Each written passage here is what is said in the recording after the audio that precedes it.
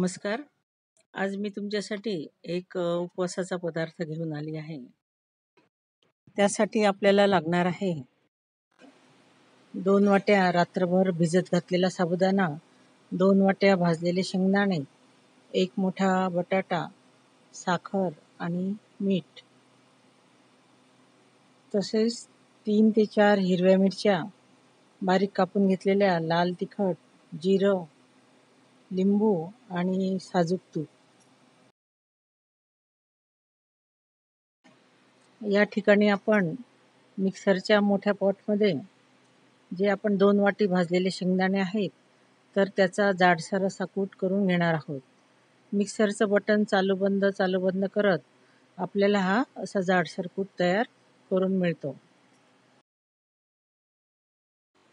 एका बाजूला गॅसवर आपण आता कढई ठेवलेली आहे आणि त्यामध्ये 2 चमचे साजूक तूप आपण टाकून घेतलेलं आहे.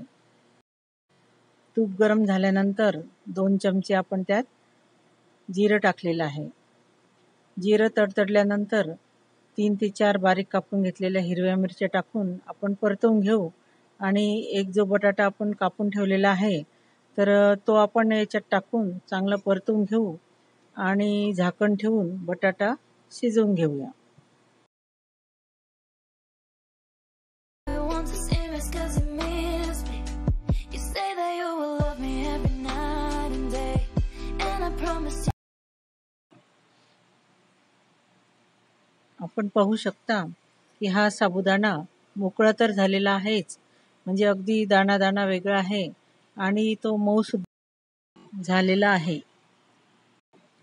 साबुदाणा 2 पाण्याने स्वच्छ धुवून त्यावर अर्धा पेर पाणीवर मी ठेवलेलं होतं आणि रात्रभर तो भिजवून घेतलेला होता आणि तो छान अगदी मऊ असा भिजलेला आहे. आणि या ठिकाणी आपण साबुदाणा मोकळा करून घेतलेला आहे आणि सुरुवातीला मी 1 वाटी कूट तो टाकलेला आहे आणि नंतर आवश्यकतेनुसार अर्धा ते पाऊण वाटी शेंगदाण्याचा कूट किंवा पावडर जी आपण करून घेतलेली आहे ती आपण त्यात टाकून घेणार आहोत आणि त्यानंतर मी 1.5 चमचा मीठही त्यात घालून घेतलेलं आहे.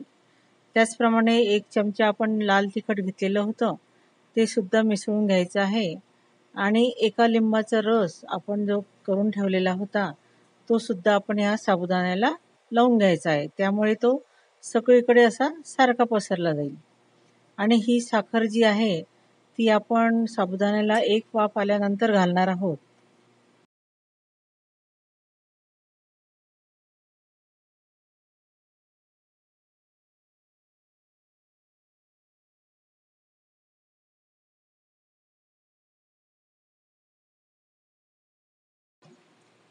नंतर आपण कढईवरचं झाकण उघडून पाहणार आहोत की बटाटा शिजला आहे किंवा नाही.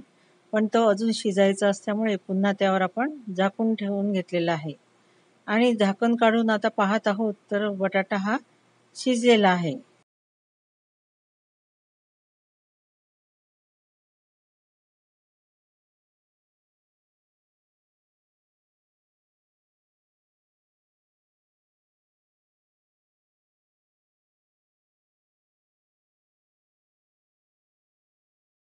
त्यानंतर आपण जे साबुदाण्याचं मिश्रण करून ठेवलेलं आहे ते ह्या बटाट्यामध्ये घालून घेऊया आणि चांगलं परतून घ्यायचं आहे आणि 1 वाफ आल्यानंतर आपल्याला साखरही घालून घ्यायची आहे आणि दणदणीत अशा 2 वाफा या साबुदाण्याला आणल्यानंतर आपला हा साबुदाणा तयार होणार आहे.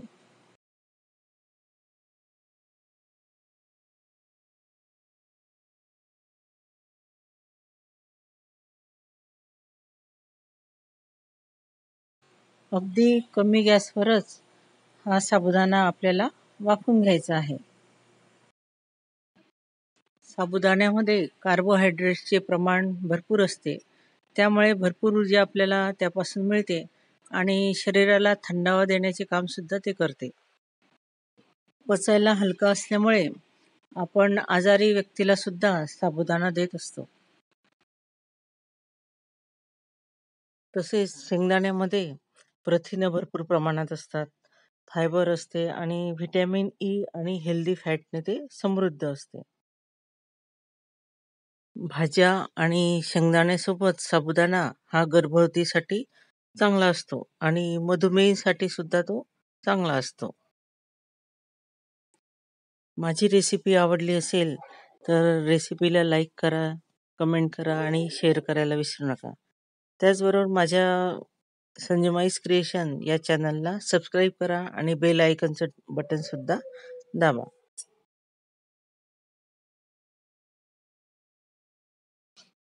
आता आपली साबुदाण्याची खिचडी म्हणा किंवा उसळ म्हणा तयार झालेली आहे. आता आपण ती प्लेटमध्ये काढून घेऊया आणि आपण दह्यासोबत तिला सर्व करूया. धन्यवाद. And I like when you say I'm the one you're so easy to love. Yeah, easy to love.